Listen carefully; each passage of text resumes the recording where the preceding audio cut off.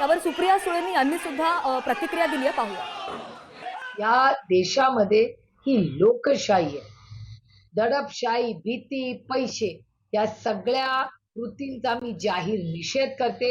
ह्याची इन्क्वायरी झाली पाहिजे आणि जर हे व्हिडिओ मी स्वतः डिटेलमध्ये पाहिलेला नाही, पण हे जर आरोप जर खरे असतील तर भारतीय जनता पक्षाने माफी मागून राजीनामे दिले पाहिजे त्या देशातून, की हो आम्ही गलिच्छ राजकारण करतो आणि इलेक्शन कमिशननी आमच्यासारख्या लोकांना आणि या देशातल्या नागरिकांना न्याय दिला पाहिजे. मला एक सांगावं, मला आत्ताच एक मनात प्रश्न आला की नोटबंदी भारतीय जनता पक्षाच्या सरकारने केली ना, मग एवढ्या नोटा येत आहेत कुठून?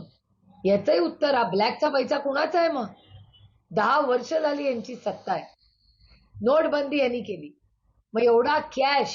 आणि मी पार्लमेंटमध्ये हे बोललेले की कॅश इन सर्क्युलेशन हा प्रॉब्लेम आहे. एकीकडे तुम्ही नोटबंदी करता, मग एवढे कॅश इन सर्क्युलेशन येतात कसे? आणि त्यातून भारतीय जनता पक्ष, म्हणजे मला अजूनही विश्वास बसत नाहीये की विनोद तावडेंवर हा आरोप होतोय. हे मला अतिशय धक्कादायक आहे, कारण का मला कधीच वाटलं नव्हतं अशी कृती भारतीय जनता पक्षाचे जे ओरिजिनल लोक आहेत त्यांच्याकडून कधी होईल.